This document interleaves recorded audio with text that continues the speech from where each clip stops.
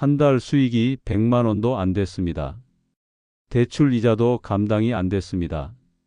기대와 다르게 돌아가는 수익을 보며 한동안 멍하니 앉아 있었습니다. 자식에게 물려줄 밭을 담보로 잡혔다는 생각에 밥이 넘어가지 않았습니다. 그땐 몰랐습니다. 제가 서 있는 땅 밑이 조금씩 무너지고 있다는 걸요. 통장을 들여다보는 제 손이 떨리고 있었습니다. 예상했던 숫자와 현실은 너무나 달랐습니다. 아내는 제 어깨 너머로 그 참담한 숫자를 함께 보고 있었습니다. 아무 말도 하지 않았지만 그 침묵이 더 무거웠습니다. 평생 흙을 만지며 살아온 제가 어떻게 이런 일에 휘말리게 됐을까요? 대체 무슨 일이 있었던 걸까요? 왜 모든 사람이 좋다고 했던 그 투자가 이런 결과를 가져온 걸까요? 그리고 왜 아무도 미리 말해주지 않았던 걸까요? 이 놀라운 반전의 전체 이야기가 궁금하시다면 잠시만 구독 버튼을 눌러주세요. 평범해 보이는 사람들의 숨겨진 이야기를 매일 전해드립니다. 알림 설정까지 해두시면 더욱 좋겠습니다. 자, 이제 시간을 조금 되돌려 보겠습니다. 모든 것이 시작되기 전 제가 아직 희망에 차 있던 그때로 말이죠. 시퀀스 1 평범한 농부의 고민 2500자. 안녕하십니까? 전북 김제에서 평생 농사만 지어온 김상준입니다. 40해 넘게 이 땅에서 쌀농사를 지었습니다. 딸 둘 키웠고 아내와 손잡고 여기까지 왔습니다. 젊었을 때는 힘들다고 생각해 본 적도 없었습니다. 새벽부터 해질녘까지 논에서 보내는 게 당연했고 가을이면 누렇게 익은 벼를 보며 뿌듯함을 느꼈습니다. 하지만 몇 년 전부터 뭔가 달라졌습니다. 쌀값이 해마다 떨어졌습니다. 예전엔 한 가마니에 20만 원은 받았는데 이제는 15만 원도 못 받는 해가 많았습니다. 비료값과 농약값은 오르는데 쌀값은 떨어지니 1년 내내 고생해도 남는 게 별로 없었습니다. 더 큰 문제는 제 몸이었습니다. 60을 넘기니 허리가 자주 아팠습니다. 새벽에 일어나면 온몸이 뻣뻣했고 하루 종일 논에 나가 있기가 점점 힘들어졌습니다. 무릎도 시큰거렸고 손목도 자주 아팠습니다. 아내도 마찬가지였습니다. 예전처럼 논일을 도와주고 싶어 했지만 그녀 역시 나이가 나이였습니다. 당신, 우리 언제까지 이렇게 살 거예요? 아내가 어느 날 저녁 조용히 물었습니다. 밥상을 차리면서 하는 말이었는데 그 말에 뭔가 무거운 게 담겨 있었습니다. 왜 갑자기 그런 소리를 하나? 아니, 그냥요. 요즘 당신 허리 아프다고 하시잖아요. 저도 예전 같지 않고요. 아내의 말이 마음에 계속 맴돌았습니다. 사실 저도 같은 생각을 하고 있었거든요. 이 나이에 언제까지 논에서 고생할 수 있을까 하는 생각 말입니다. 딸들은 모두 시집가서 도시에 살고 있었습니다. 가끔 전화로 아빠, 농사 그만두고 쉬시라고 말하기도 했지만 그럼 뭘 하고 살라는 건지 막막했습니다. 농사 말고는 할 줄 아는 게 없었거든요. 그런 고민을 하던 중이었습니다. 어느 날 아침 논을 둘러보며 걷고 있는데 마음이 복잡해졌습니다. 이 논들을 보며 수십 년을 살아왔는데 이제는 부담스럽게 느껴지기 시작했습니다. 관리하기도 힘들고 수익도 예전 같지 않고요. 마을 사람들도 비슷한 고민을 하고 있었습니다. 농사를 포기하고 도시로 나가는 집들이 늘어났습니다. 빈집도 많아졌고요. 젊은 사람들은 애초에 농사에 관심이 없었습니다. 이대로 가다가는 우리 마을도 다 비게 되겠어. 마을 회관에서 어르신들과 이야기를 나누다 보면 항상 나오는 얘기였습니다. 그리고 모두들 같은 결론에 도달했습니다.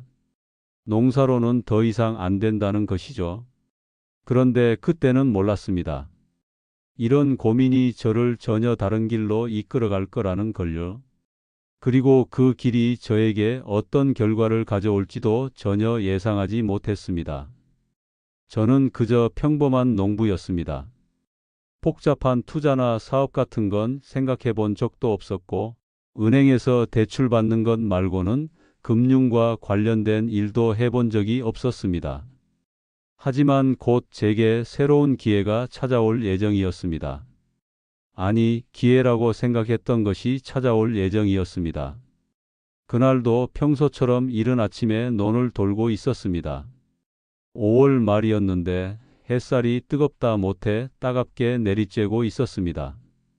모내기를 마친 논에는 푸른 모가 줄지어 서 있었고 바람이 불 때마다 물결처럼 흔들렸습니다. 예전 같으면 그 모습을 보며 뿌듯함을 느꼈을 텐데 그날은 왠지 마음이 무거웠습니다. 마을 이장인 박만수 씨가 조용히 다가왔습니다. 형님, 일찍 나오셨네요. 아, 이장님. 안녕하세요. 이장님은 평소보다 표정이 밝아 보였습니다. 뭔가 좋은 일이 있는 것 같았어요. 형님, 이제 농사 접을 때도 됐지 않습니까? 나이도 나이고 말이에요. 갑작스러운 말이었습니다. 물론 제가 평소에 그런 고민을 한다는 걸 이장님도 알고 있었지만요. 하하, 그렇긴 하지만 당장 그럴 수도 없고요. 아, 그게 말인데요. 요즘 좋은 게 하나 나왔어요. 이거 한번 알아보셔. 이장님이 주머니에서 작은 팸플릿을 꺼냈습니다. 표지에는 파란 하늘 아래 반짝이는 검은 판들이 줄지어 늘어선 사진이 있었습니다. 이게 뭔가요? 태양광이에요. 그냥 햇빛으로 연금 받는 셈이라니까요. 요즘 정부에서 많이 밀어주고 있어요. 태양광이라는 말은 들어본 적이 있었습니다. 뉴스에서 가끔 나오기도 했고요. 하지만 구체적으로 어떤 건지는 잘 몰랐습니다. 그런데 그게 농사와 무슨 상관이 있나요? 형님, 농사 대신 이거 하시라는 얘기예요. 논 위에 이런 판을 설치하면 전기가 나와요. 그 전기를 팔아서 돈을 받는 거죠. 이장님의 설명이 신기하게 들렸습니다. 햇빛으로 전기를 만들어서 돈을 번다니 상상해 본 적이 없는 일이었어요. 정말 그런 게 되나요? 형님, 저도 처음엔 반신반의했어요. 근데 옆 마을에 이미 설치한 집이 있어요. 한 달에 200만 원씩 들어온다더라고요. 200만 원. 그 말에 귀가 번쩍 뜨였습니다. 농사로는 1년에 그 정도 남기기도 힘든데 한 달에 그만큼 들어온다니요. 그런데 설치비가 많이 들겠네요. 아, 그건 걱정 마세요. 정부 보조금도 나오고 대출도 쉽게 받을 수 있어요. 그리고 한번 설치하면 20년은 쓸 수 있다고 하니까 장기적으로 보면 완전히 이득이죠. 이장님의 말이 이상하게 귀에 쏙쏙 들어왔습니다. 그동안 농사로 고생했던 게 바보 같다는 생각도 들었어요. 형님도 나이가 나이니까 이제 편하게 사셔야죠. 매일 논에 나가서 고생할 필요 없이 그냥 집에 앉아서 돈이 들어오는 거예요. 그 말이 마음 깊숙이 와닿았습니다. 사실 요즘 허리도 아프고 몸도 예전 같지 않았거든요. 그런데 집에 앉아서 돈이 들어온다니 꿈 같은 이야기였습니다. 그런데 정말 안전한 건가요? 혹시 손해볼 일은 없고요? 형님, 이게 정부 정책이에요. 정부에서 보장해 주는 건데 뭐가 위험하겠어요? 더군다나 햇빛은 매일 뜨잖아요. 이장님의 말에 고개가 끄덕여졌습니다. 정부 정책이라니 그럼 믿을 만하다는 생각이 들었어요. 그럼 형님, 일단 전문가 말 한번 들어보시죠. 제가 좋은 분 소개해 드릴게요. 그날 밤 집에 돌아와서 아내에게 무심하게 흘리듯 말했습니다. 이장이 그러는데 요즘은 전기 팔아서 돈 번다더라. 전기요? 그게 무슨 소리예요? 태양광이라는 건데 햇빛으로 전기를 만들어서 파는 거래. 한 달에 200만 원도 받을 수 있다고 하네. 아내는 잠시 놀란 표정을 지었다가 웃으며 말했습니다. 당신이 농사 접는다고 할 줄은 몰랐네요. 그 웃음 뒤에 뭔가 섞여 있는 것 같았지만 그땐 알아채지 못했습니다. 지금 생각해보면 아내도 불안해하고 있었던 것 같아요. 아직 확정한 건 아니야. 그냥 이장이 그런 얘기를 하더라고. 그래도 신중하게 생각해 보세요. 우리가 농사 말고 다른 걸 해본 적이 있어야 말이죠. 아내의 말이 맞았습니다. 저희는 평생 농사만 지어왔거든요. 하지만 이상하게 태양광 이야기가 머릿속에서 떠나지 않았습니다. 그날 밤 잠자리에 누워서도 계속 생각났습니다. 한 달에 200만 원이면 1년에 2,400만 원이에요. 농사로는 상상도 할 수 없는 수익이었습니다. 게다가 더 이상 새벽부터 논에 나가서 고생할 필요도 없고 허리 아픈 것도 참을 필요가 없다니요. 나이 들어서 이런 기회가 온다는 게 믿어지지 않았습니다. 며칠 뒤 이장님이 다시 찾아왔습니다. 이번에는 혼자가 아니었어요. 형님, 약속대로 전문가분 모셔왔습니다. 정장을 말끔하게 차려입은 40대 남자가 함께 왔습니다. 인상도 좋고 말투도 정중했어요. 안녕하세요. 저는 태양광 컨설팅을 하는 정민호라고 합니다. 그분이 가져온 자료는 정말 자세했습니다. 사진도 많고 숫자도 정확하게 적혀 있었어요. 뭔가 전문적이라는 느낌이 들었습니다. 정부 보조금 나오고 REC도 지급됩니다. 설치만 하시면 월 200에서 300 충분합니다. REC라는 용어는 처음 들어봤지만 중요한 건 월 200에서 300이라는 숫자였습니다. 그때 저는 정말 순진했습니다. 그 달콤한 말들이 제 인생을 완전히 바꿔놓을 거라는 걸 전혀 몰랐거든요. 컨설턴트 정민호 씨가 테이블 위에 펼쳐놓은 자료들은 정말 인상적이었습니다.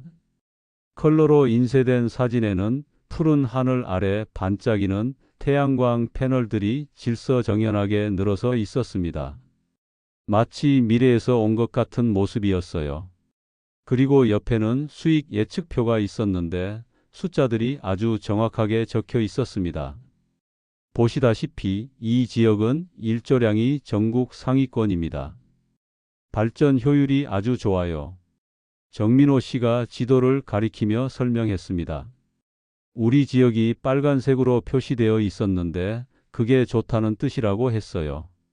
한 달 수익 예측표를 보시면 월 평균 280만 원 정도 나올 것으로 예상됩니다. 그 숫자를 보는 순간 마음이 확 기울었습니다. 280만 원이면 1년에 3,300만 원이 넘어요. 농사로는 평생 벌어도 그만큼 남기기 힘든 돈이었습니다. 설치비는 어느 정도 되나요? 총 설치비는 약 2억 원 정도 됩니다. 하지만 정부 보조금이 3천만 원 나오고 저금리 대출도 쉽게 받으실 수 있어요. 2억 원이라는 숫자에 잠시 숨이 막혔습니다. 저희 같은 농민에게는 상상도 할 수 없는 큰 돈이었거든요. 그런데 그 큰 돈을 어떻게 마련하죠? 걱정 마세요. 논 일부를 담보로 잡으시면 대출이 나옵니다. 그리고 태양광 발전소 자체도 담보가 되거든요. 은행에서도 적극적으로 지원해주는 사업이에요. 정민호 씨의 설명은 정말 자세했습니다. 대출 이자율도 낮고 상환 조건도 좋다고 했어요. 무엇보다 정부에서 보장하는 사업이라는 점이 마음을 놓게 했습니다. 패널 수명은 얼마나 되나요? 최소 20년은 보장됩니다. 그동안 고장날 일도 거의 없고 유지 비용도 거의 들지 않아요. 한번 설치하면 그냥 돈이 들어오는 거예요. 아내가 조심스럽게 질문했습니다. 혹시 날씨가 안 좋으면 어떻게 되나요? 물론 맑은 날보다는 발전량이 줄어들지만 연간 평균으로 계산하면 수익에는 큰 문제가 없습니다. 게다가 REC라는 추가 수익도 있어서 안정적이에요. REC에 대해서도 설명해 주었습니다. 신재생에너지 인증서라는 건데 정부에서 태양광 발전에 대해 추가로 지급하는 일종의 보너스라고 했어요. 그럼 실제로는 월 280만 원보다 더 받을 수도 있다는 말씀인가요? 네, 맞습니다. REC 가격에 따라서는 월 300만 원도 가능해요. 그 말에 가슴이 두근거렸습니다. 월 300만 원이면 정말 꿈 같은 일이었어요. 며칠 동안 고민했습니다. 밤마다 아내와 이야기를 나누었어요. 당신 생각은 어때요? 글쎄요. 좋긴 한데 워낙 큰 돈이라서 걱정이 되네요. 하지만 정부에서 하는 사업이잖아요. 그리고 이장님도 추천해 주시고, 사실 제 마음은 이미 기울어져 있었습니다.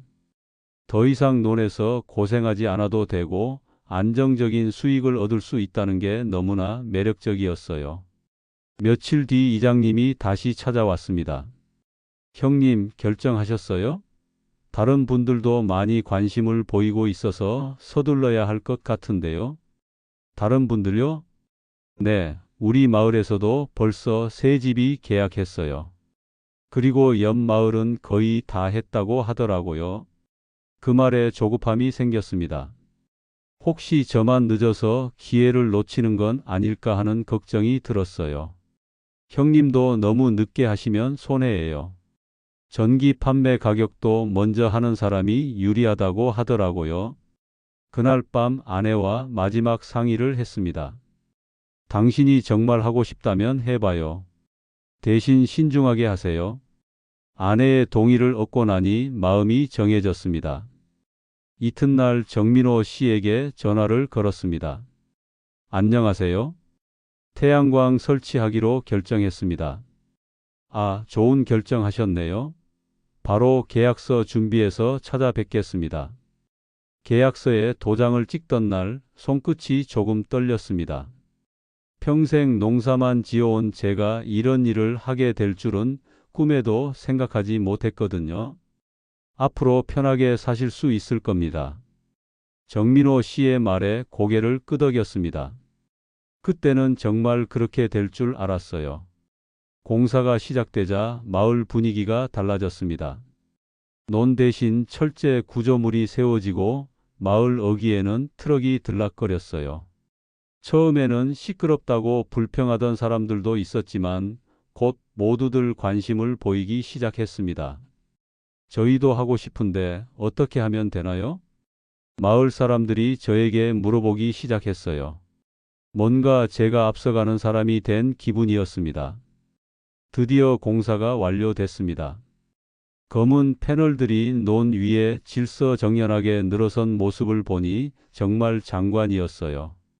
그리고 한 달 후 첫 번째 수익이 통장에 찍혔습니다. 220만 원. 예상보다는 조금 적었지만 그래도 만족스러웠습니다. 농사로는 절대 한 달에 그만큼 벌 수 없었거든요. 아내에게 통장을 보여주자 그녀도 놀란 표정을 지었습니다. 정말 들어왔네요. 그래, 이제 편하게 살 수 있을 것 같아.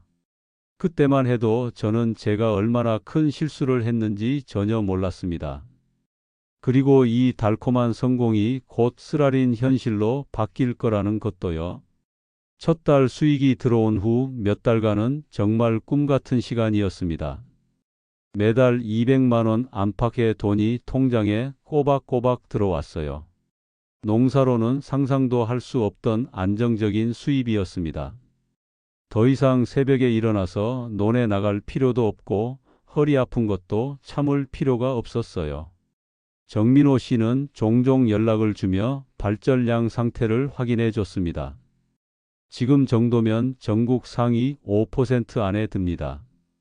정말 좋은 입지에 설치하신 거예요. 그 말에 괜히 어깨가 으쓱해졌습니다. 뭔가 제가 현명한 선택을 한 것 같았어요.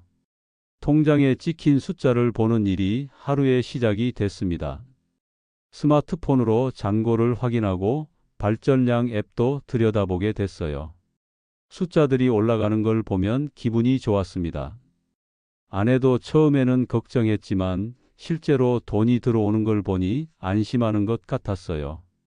이자 빼고도 150은 남네요. 그러게요. 이럴 줄 알았으면 진작에 할 걸 그랬어요. 예전 같으면 꺼렸던 마트 쇼핑도 부담스럽지 않았습니다. 간식거리나 좋은 반찬거리를 사는 것도 자연스러워졌어요. 딸들에게도 용돈을 조금씩 보내줄 수 있었습니다. 마을에서도 저를 다르게 보기 시작했습니다. 형님도 태양광으로 편하게 사시잖아요. 요즘 수익 어떠세요? 저희도 알아보고 있거든요. 그런 말들을 들을 때마다 뿌듯했습니다. 어릴 때부터 농사만 짓고 살아온 저로선 처음으로 남들보다 먼저 뭔가를 시작했다는 자부심이 생겼어요. 한 번은 정민호 씨가 다른 마을 사람들을 데리고 저희 집에 왔습니다. 여기 선생님은 먼저 하셔서 벌써 대출 상당 부분 갚으셨어요. 조금 과장은 있었지만 틀린 말은 아니었습니다. 그 말을 들은 아내는 제 얼굴을 슬쩍 쳐다보며 웃었어요. 말은 없었지만 그 표정에서 그래도 이번에는 잘 됐네라는 생각이 스치는 게 느껴졌습니다. 마을 회관에서도 태양광 이야기가 주된 화제였습니다. 누가 먼저 수익을 받았는지, 발전량은 어떤지 그런 얘기들로 가득했어요. 밥 먹다 말고 발전량 앱을 들여다보는 게 유행처럼 됐습니다. 저도 그 속에 있었고 마음 한편이 꽤 들떠 있었어요. 아리 씨 수익도 예상보다 좋았습니다. 전기 판매 수익에 더해서 아리 씨로 월 50만 원 정도가 추가로 들어왔어요. 정민호 씨 말대로 보너스 같은 느낌이었습니다. 이대로라면 3년 안에 대출 다 갚고도 남겠어요. 저는 숫자만 믿고 미래를 계산하기 시작했습니다. 엑셀로 상환 계획표도 만들어 봤어요. 생각해보니 예전에 그런 걸 다뤄본 적이 있는 것 같기도 했지만 정확히 언제였는지는 기억이 나지 않았습니다. 계획표에는 큰딸 시댁에 조금 보태주는 것도 넣었고 아내와 여행도 계획에 포함시켰어요. 아내는 그 계획표를 말없이 바라보다가 이렇게 말했습니다. 당신이 좋아하는 거라면 나도 괜찮아요. 근데 너무 확신하지는 말아요. 세상 일은 모르는 거니까. 그 말이 귀에 남았지만 그땐 대수롭지 않게 넘겼습니다. 아내는 원래 조심성이 많은 사람이었거든요. 하지만 저는 이번만큼은 틀릴 리 없다고 생각했습니다. 그런데 넷째 딸 되던 어느 날 이상한 일이 생겼습니다. 평소보다 입금 금액이 30만 원 정도 적었어요. 처음에는 발전량 때문인가 싶어서 앱을 확인해 봤는데 발전량은 오히려 평소보다 좋았습니다. 왜 이렇게 적게 들어왔지? 자세히 살펴보니 S&P, 그러니까 전기 판매 수익은 비슷했는데 REC 수익이 많이 줄어 있었어요. 처음에는 계절적 요인이라고 생각했습니다. 여름이 지나고 일조량이 줄어드니까 당연한 거라 여겼어요. 하지만 REC는 발전량과 별개라고 했는데 왜 줄어든 건지 이해가 안 됐습니다. 혹시 계산이 잘못된 건 아닐까? 그 생각이 머릿속에서 떠나지 않았습니다. 그날 밤 이상하게 잠이 오지 않았어요. 태양광 패널이 돌아가는 그 작은 소리조차 날카롭게 들렸습니다. 다음 날 정민호 씨에게 전화를 걸었습니다. 안녕하세요. 이번 달 수익이 좀 적게 나왔는데 혹시 문제가 있는 건 아닌가요? 아, 그러시군요. REC 가격이 조금 내려갔어요. 하지만 일시적인 현상이니까 크게 걱정하지 마세요. 일시적이라니요?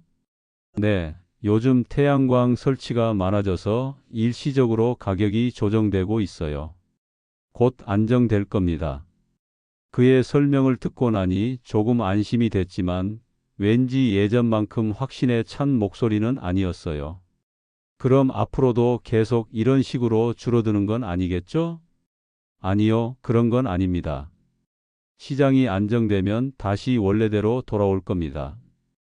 전화를 끊고 나서도 뭔가 찜찜한 기분이 들었습니다. 그리고 그날 밤부터 인터넷으로 REC에 대해 찾아보기 시작했습니다. 검색해보니 생각보다 복잡한 제도였어요. 공급과 수요에 따라 가격이 변동된다는 것도 알았습니다. 그리고 최근 들어 태양광 설치가 급격히 늘어나고 있다는 기사들도 보였어요. 혹시 문제가 있는 건 아닐까? 그 생각이 처음으로 마음속에 스며들기 시작했습니다. 하지만 아직은 크게 걱정할 단계는 아니라고 생각했어요. 그저 일시적인 조정일 뿐이라고 믿고 싶었습니다. 하지만 다음 달 그 믿음이 완전히 흔들리는 일이 벌어졌습니다. 다섯 번째 달 통장에 찍힌 금액을 보고 확신했습니다. 이건 단순한 일시적 조정이 아니었습니다. 뭔가 근본적으로 잘못되고 있었어요. 수익이 100만 원도 채 안 됐습니다. 대출 이자 700만 원을 빼고 나면 거의 남는 게 없었어요. 이자도 감당하기 어려운 상황이 된 것입니다. 이상해. 이건 말이 안 돼. 저는 휴대폰으로 REC 시세를 다시 확인해 봤습니다. 그래프는 분명히 하향세였어요. 그것도 심각한 수준으로 떨어지고 있었습니다. 왜 아무도 이런 일이 생길 수 있다고 말해주지 않았을까? 그때 문득 오래된 기억이 떠올랐습니다. 이런 그래프를 본 적이 있었어요. 하지만 언제, 어디서였는지는 명확하지 않았습니다. 정민호 씨에게 다시 전화를 걸었지만 받지 않았어요. 문자를 보내도 답이 없었습니다. 점점 불안해졌습니다. 그날 저녁 저는 컴퓨터 앞에 앉았습니다. 오랜만에 인터넷으로 자료를 찾아보기 시작했어요. REC 제도에 대해, 태양광 시장에 대해, 그리고 최근 변화에 대해서요. 인터넷을 뒤지면서 놀란 것은 제가 생각보다 이런 자료들을 잘 이해하고 있다는 점이었습니다. 복잡한 그래프도 해석할 수 있었고 경제 용어들도 익숙했어요. 공급 과잉, 시장 포화. 기사를 읽어가면서 상황이 정리되기 시작했습니다. 정부가 재생에너지 확대를 밀어붙이면서 태양광 사업자가 폭증했고 그 결과 REC 공급량이 수요를 크게 초과하게 된 것이었습니다. 이런 구조라면 가격이 회복되기 어려워. 그 순간 저 자신도 놀랐습니다. 어떻게 이런 분석이 자연스럽게 나올 수 있었을까요? 더 깊이 파고들어 봤습니다. 한국전력공사의 REC 구매 입찰 결과, 신재생에너지 정책 변화, 시장 참여자 증가 추이. 모든 자료가 같은 결론을 가리키고 있었습니다. 이건 구조적 문제야. 단순한 일시적 조정이 아니라. 그러면서 또 다른 기억이 떠올랐습니다. 비슷한 상황을 경험한 적이 있었어요. 시장이 급변하고 많은 사람들이 피해를 보는 상황을요. 아내가 뒤에서 조용히 물었습니다. 당신 뭘 그렇게 열심히 보고 있어요? 태양광 관련 자료를 좀 찾아보고 있어. 그런데 당신이 그런 걸 그렇게 잘 이해해? 농사만 지어온 사람이. 아내의 말에 저도 잠시 멈췄습니다. 맞아요. 저는 평생 농사만 지어왔는데 어떻게 이런 복잡한 경제 자료를 이해하고 있을까요? 나도 모르겠어. 그냥 이해가 되네. 하지만 그때는 그런 의문보다 당장의 문제가 더 급했습니다. 다음 달 수익은 더 떨어질 게 뻔했고 대출 이자도 감당하기 어려워 보였어요. 며칠 뒤 마을 회관에서 긴급 회의가 열렸습니다. 태양광을 설치한 농가들이 모두 모였어요. 분위기는 심각했습니다. 저희 집도 수익이 반토막 났어요. 컨설턴트들은 다 연락이 안 돼요. 이장님, 어떻게 된 거예요? 이장님도 당황한 기색이 역력했습니다. 저도 잘 모르겠습니다. 처음 겪는 일이라. 그때 저도 모르게 입을 열었습니다. REC 시장에 공급 과잉이 발생한 것 같습니다. 모든 사람들이 저를 쳐다봤어요. 상준이 형, 그게 무슨 말이야? 정부가 태양광 설치를 너무 급격히 늘리면서 REC 공급량이 수요를 초과하게 됐어요. 그래서 가격이 폭락하고 있는 겁니다. 그럼 언제 회복돼? 글쎄요. 구조적 문제라서 쉽지 않을 것 같은데요. 제 말에 회관이 조용해졌습니다. 그리고 한 사람이 물었어요. 형님은 어떻게 그런 걸 아세요? 그 질문에 저도 잠시 말문이 막혔습니다. 정말 어떻게 알고 있는 걸까요? 인터넷으로 찾아봤어요. 그런데 형님이 그런 걸 이해할 줄 아세요? 저희는 아무리 봐도 무슨 말인지 모르겠던데. 그때 이상한 기분이 들었습니다. 다른 사람들이 이해하지 못하는 것을 저는 쉽게 이해하고 있었어요. 이건 단순히 인터넷으로 찾아본 정보를 넘어선 것 같았습니다. 집에 돌아와서 아내에게 말했습니다. 생각보다 상황이 안 좋아. 이자 감당도 힘들겠어. 아내는 놀라지 않았습니다. 이미 알고 있었던 얼굴이었어요. 난 눈치챘어. 당신이 밤마다 뒤척이던 그때부터.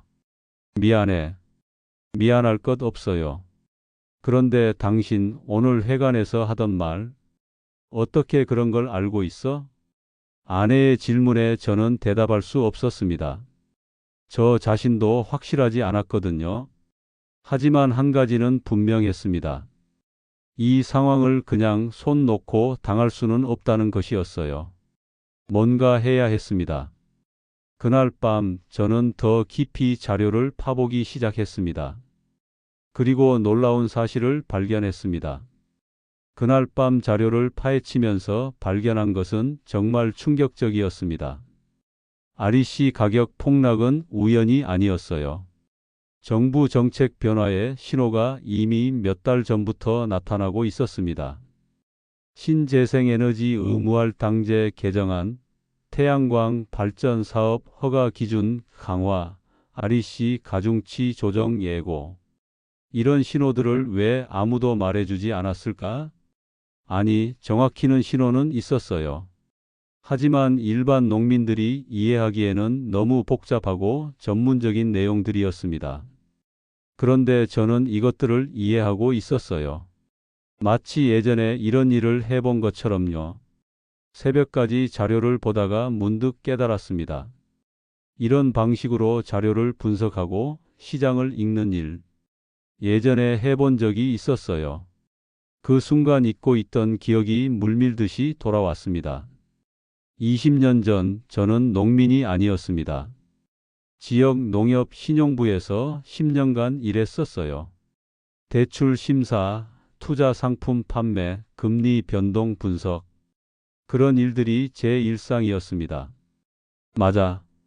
나는 금융을 알고 있었어.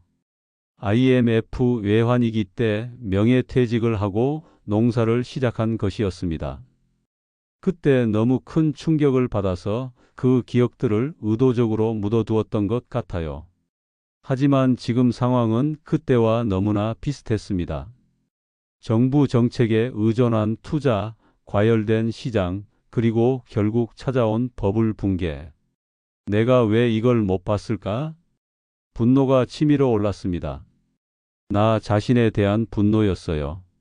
전문가였던 제가 어떻게 이런 함정에 빠질 수 있었을까요? 그리고 깨달았습니다. 바로 그것 때문이었어요. 전문가였기 때문에 오히려 함정에 빠진 것이었습니다. 농민 김상준이 아니라 전 농협 직원 김상준이었다면 이런 투자를 했을까요? 절대 하지 않았을 겁니다. REC 제도의 구조적 문제, 정부 정책의 불안정성, 시장 포화 위험, 모든 것을 알고 있었을 테니까요. 하지만 농사에 지친 60 넘은 농민으로서는 달랐습니다. 편하게 살고 싶다는 마음, 안정적인 수입에 대한 갈망. 그런 감정들이 전문적 판단을 흐려놓았던 것입니다. 감정이 이성을 이겼구나.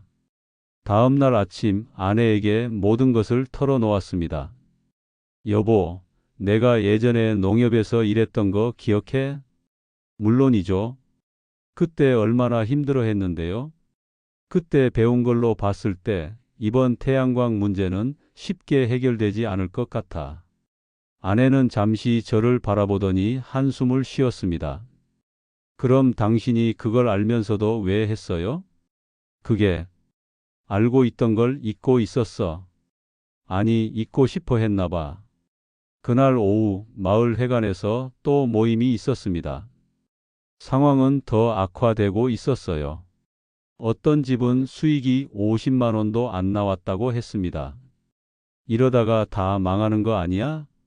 컨설턴트들은 연락도 안 되고 정부에서 뭔가 대책을 내놓지 않을까? 절망적인 대화들이 이어졌습니다. 그때 저는 결심했어요. 더 이상 숨길 이유가 없다고 생각했습니다. 여러분, 제가 말씀드릴 게 있습니다. 모든 사람들이 저를 바라봤어요. 사실 저는 농사만 지어온 사람이 아닙니다. 20년 전까지 농협 신용부에서 10년간 일했어요. 회관이 조용해졌습니다. 그래서 이번 상황에 대해 좀 더 정확히 말씀드릴 수 있을 것 같습니다. 그럼 형님이 전문가였다는 말씀이세요? 네, 그렇습니다. 그런데 그 전문가가 이런 실수를 했어요. 그게 더 문제인 것 같습니다. 저는 그동안 조사한 자료들을 바탕으로 설명했습니다. REC 시장의 구조적 문제, 정부 정책의 한계, 앞으로의 전망까지요. 그럼 회복이 불가능하다는 말씀인가요? 쉽지 않을 겁니다. 최소 몇 년은 지금 상태가 지속될 것 같아요. 충격적인 침묵이 흘렀습니다. 그럼 우리는 어떻게 해야 하나요? 그 질문에 저는 이미 준비된 답을 가지고 있었습니다. 먼저 손실을 최소화해야 합니다. 그리고 가능하면 집단으로 대응해야 해요. 집단 대응이요? 네. 제가 조사해 보니 컨설팅 회사들이 의도적으로 위험 요소를 숨겼을 가능성이 높습니다. 법적 대응을 검토해 볼 필요가 있어요. 그날부터 저는 마을의 태양광 피해 대책위원장이 됐습니다.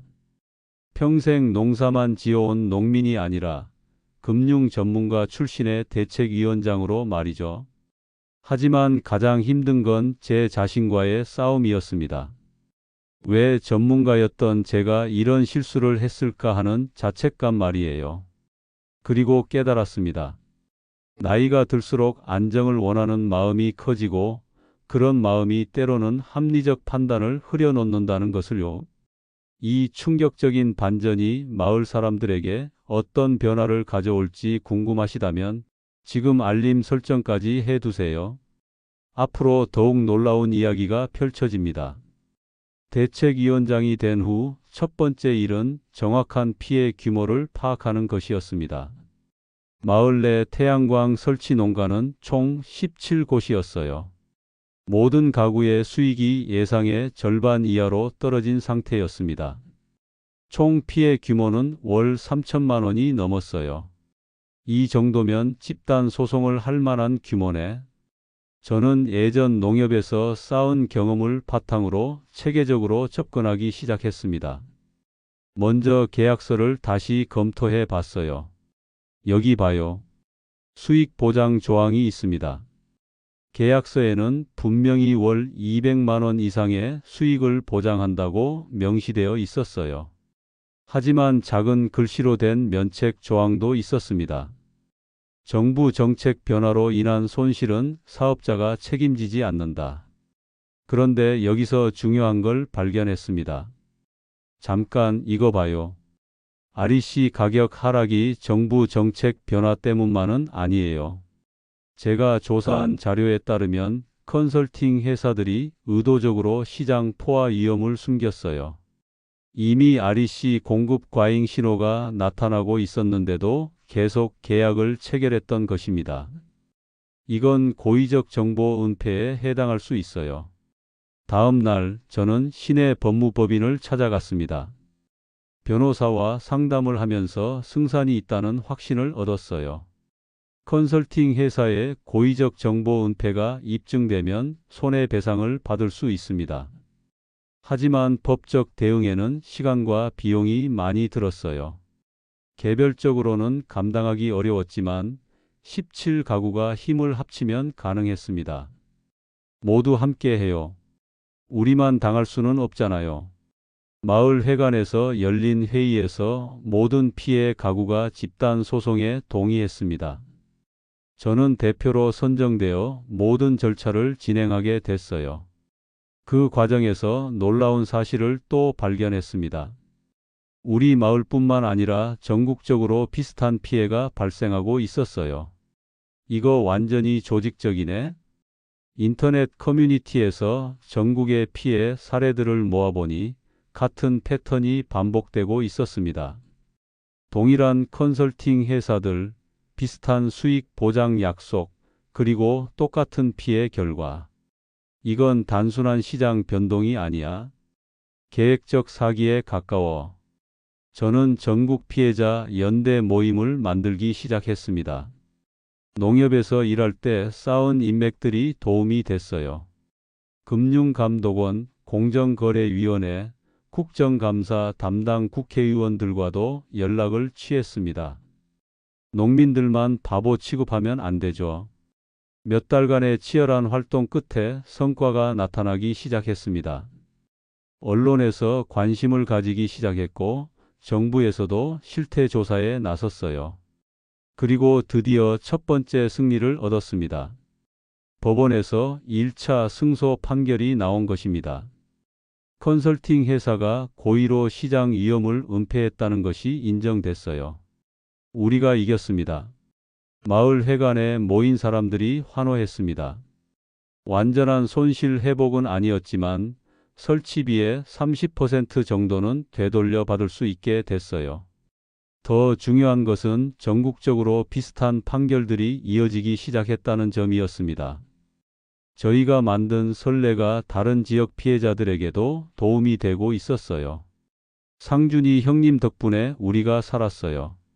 형님이 아니었으면 그냥 울고만 있었을 거예요.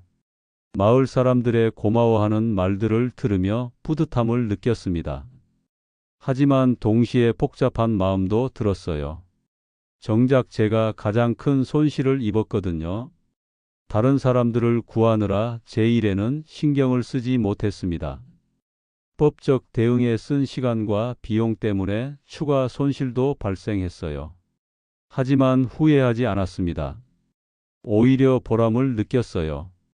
내가 가진 능력을 이런 식으로 쓸 수 있구나. 평생 농사만 지어온 농민이 아니라 금융 전문가로서의 경험이 이런 식으로 도움이 될 줄은 몰랐습니다. 그날 밤 아내가 말했습니다. 당신이 자랑스러워요. 이번에는 정말 옳은 일을 한 것 같아요. 고마워. 그런데 우리 손실은 어떻게 하지? 그건 우리끼리 해결해 나가죠. 당신이 다른 사람들 구한 게 더 중요해요. 아내의 말에 마음이 따뜻해졌습니다. 이런 사람과 함께 살고 있다는 게 감사했어요. 하지만 여전히 현실적인 문제는 남아 있었습니다. 우리 집의 경제적 어려움 말이에요. 집단 소송이 어느 정도 마무리된 후 저는 혼자만의 시간을 가졌습니다. 다른 사람들은 구했지만 정작 저희 집 상황은 여전히 어려웠어요. 법적 대응 과정에서 생긴 비용들, 그리고 소송에 매달리느라 놓친 기회들, 오히려 손실이 더 커진 면도 있었습니다. 하지만 이상하게 마음은 편했어요. 왜 이렇게 평온할까? 그때 깨달았습니다. 진짜 문제는 돈을 잃은 게 아니었어요. 제 자신을 잃었던 것이었습니다. 20년 전 IMF 때 은행에서 쫓겨나듯 나온 후 저는 제 정체성을 숨기고 살아왔어요. 금융 전문가였던 김상준이 아니라 그냥 평범한 농민 김상준으로 살려고 했습니다. 그런데 그게 오히려 독이 됐어요. 전문가로서 가져야 할 냉정함을 잃고 감정에 휘둘려 잘못된 판단을 했던 것입니다. 내가 나를 속였구나. 농민이 되고 싶어서 농사를 시작한 게 아니었어요. 도망치고 싶어서 농사를 선택했던 것이었습니다. 금융위기의 트라우마에서 벗어나고 싶어서요. 하지만 이번 일을 통해 깨달았습니다. 제가 가진 능력과 경험은 숨겨야 할 부끄러운 과거가 아니라 다른 사람들을 도울 수 있는 소중한 자산이라는 것을요. 며칠 후 마을 이장이 찾아왔습니다. 형님, 다른 마을에서도 도움을 요청하고 있어요. 비슷한 피해를 당한 곳들이 많거든요. 그래요? 네, 형님이 하신 일이 소문이 났어요. 전문가이면서도 농민의 마음을 아는 분이라고 해서 많이 찾고 있어요. 그 말에 새로운 가능성이 보였습니다. 농사와 금융 전문성을 결합한 일을 할 수 있을 것 같았어요. 농민을 위한 금융 상담을 해보면 어떨까? 아내에게 말했더니 그녀도 좋다고 했어요. 당신이 가진 두 가지 경험을 모두 살릴 수 있겠네요. 그렇게 저는 새로운 시작을 하게 됐습니다. 농촌 지역 금융 컨설턴트로 말이에요. 정식으로 사무실을 차리지는 않았지만 집에서 농민들의 투자 상담을 해주기 시작했어요. 특히 각종 정부 지원 사업의 위험성을 미리 점검해 주는 일을 했습니다. 이 사업은 위험해 보입니다. 수익 구조가 불안정해요. 그럼 어떻게 해야 하나요? 일단 더 조사해 보세요. 그리고 투자 금액을 줄이는 방향으로 검토해 보시고요. 처음에는 무료로 상담해 줬어요. 하지만 입소문이 나면서 정식으로 의뢰하는 분들이 늘어났습니다. 상준이 형님 덕분에 사기 당할 뻔한 걸 피했어요. 형님이 미리 말려주셔서 큰 손실을 면했습니다. 그런 말들을 들을 때마다 보람을 느꼈습니다. 제 실패 경험이 다른 사람들에게는 도움이 되고 있었어요. 1년 후 상담 수입만으로도 생활비를 충당할 수 있게 됐습니다. 태양광으로 잃은 돈을 완전히 회복하지는 못했지만 새로운 수입원이 생긴 것이었어요. 더 중요한 것은 마음의 평화였습니다. 더 이상 과거를 숨기지 않아도 됐고 제 능력을 제대로 활용할 수 있게 됐어요. 어느 날 딸이 전화를 걸어왔습니다. 아빠, 요즘 많이 밝아지셨다던데요? 그래? 그런가? 엄마가 그러시던데 예전보다 표정이 훨씬 좋아지셨다고요? 그 말에 웃음이 나왔습니다. 정말 그런 것 같았어요. 마음이 한결 가벼워진 느낌이었습니다. 아빠가 진짜 하고 싶었던 일을 찾으신 것 같아요. 딸의 말이 맞았습니다. 농사도 나쁘지 않았지만 지금 하는 일이 더 저답다는 생각이 들었어요. 저녁 무렵 아내와 함께 태양광 패널이 있는 논을 산책했습니다. 패널들은 여전히 거기 있었어요. 수익은 거의 없지만 철거하지는 않았습니다. 왜 그대로 둬두세요? 기념품이야. 내 실수를 기억하기 위해서. 그리고요? 그리고 배움에는 끝이 없다는 걸 상기시켜주는 교훈이지. 아내가 제 팔짱을 끼며 말했습니다. 당신이 이런 일을 겪고도 다른 사람들을 도우려고 하는 게 정말 대단해요. 대단한 게 아니야. 그냥 제대로 살고 싶은 거지. 그날 밤 저는 지난 몇 년을 돌아봤습니다.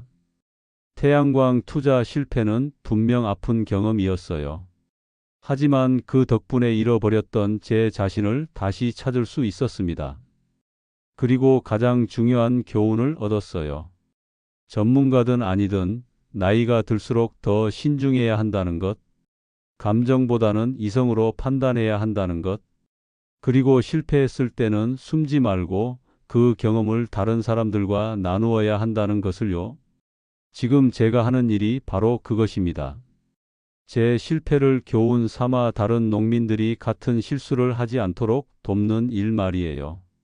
태양광 패널들이 석양에 반짝이고 있었습니다. 수익은 안 되지만 저에게는 소중한 교훈을 주는 스승이 되어 있었어요. 이것이 제 이야기입니다. 실패했지만 포기하지 않았고 넘어졌지만 다시 일어섰습니다. 그리고 이제는 다른 사람들이 넘어지지 않도록 돕고 있어요. 여러분도 혹시 투자나 사업을 고민하고 계신다면 제 이야기를 기억해 주세요. 달콤한 말에 현혹되지 마시고 항상 신중하게 판단하시기 바랍니다.